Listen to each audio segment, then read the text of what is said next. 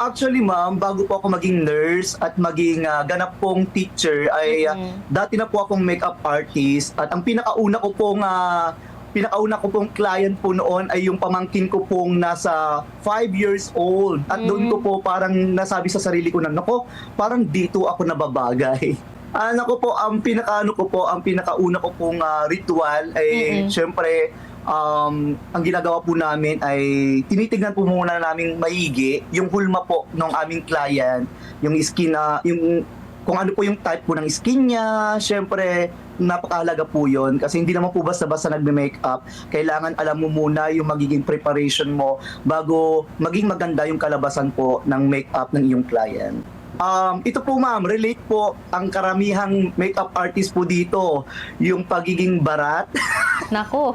Pagiging barat po ng ating mga client, hindi po nila alam kung gaano po kahirap mag-makeup, yung puhunan mo sa pag-makeup. Pero aside from that, naging passion ko na kasi ang pag-makeup. Kaya minsan kapag tumatawad yung mga client, ay syempre pinagbibigyan po natin sila.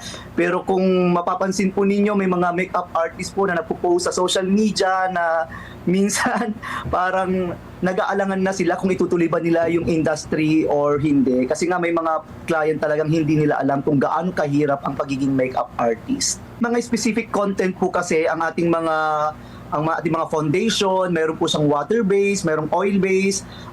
Minsan, hindi kasi natin pwedeng gamitin yung parehas sa isang client kung saan kunwari oily po siya, ganoon, kunwari dry skin po siya, hindi po siya pwedeng gamitin po sa magkaparehong client.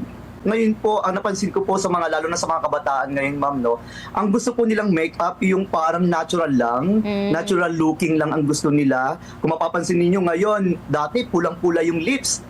Ngayon, pa-fade ang lips naman na gusto ng mga kabataan ngayon. Oh, yes. Minsan nga po, sabi namin, hindi kami magician. Hindi kami magician, pero ginagawa namin yung best namin na mapatransform yung isang client.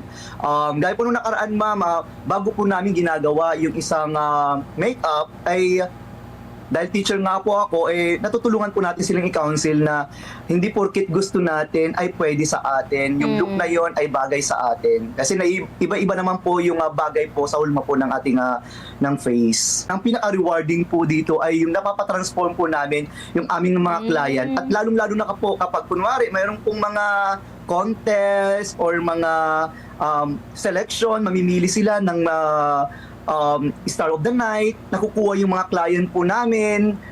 Napaka-fulfilling po sa part po namin na naging part po kami ng achievement po na yon. O nakaka-proud na moment yung dati akong nurse, tapos nag-focus po ako sa pag-makeup hanggang nakita ko po yung sarili ko na hindi lang ako hanggang pang-makeup. Kasi po, natulungan ko po yung sarili ko. Habang nag-makeup po kasi ako noon, ma'am, nag-iipon po ako ng pera para makapag-aral po ulit. At matupad yung pangarap ko na maging isang ganap na guro. Kasi noon pa man ay gusto ko na talagang maging isang guro. Yun po, nakatulong po sa akin yung pag-makeup para maging isa ng DepEd teacher po ngayon. Yung mga taong nagsasabi ng negative about po sa makeup, ito po siguro yung mga taong hindi po bukas yung pananaw po nila sa makeup industry or kaya sa ganong look.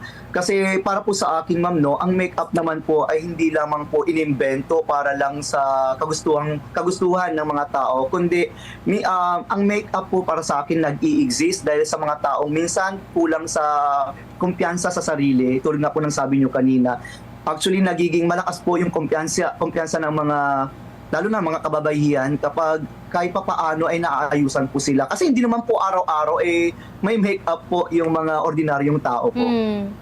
Ayan, sa mga aspiring makeup artist po natin dyan, huwag po kayong matakot.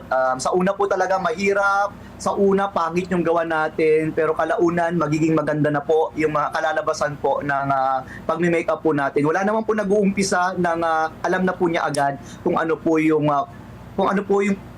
po gawin ang pag-makeup.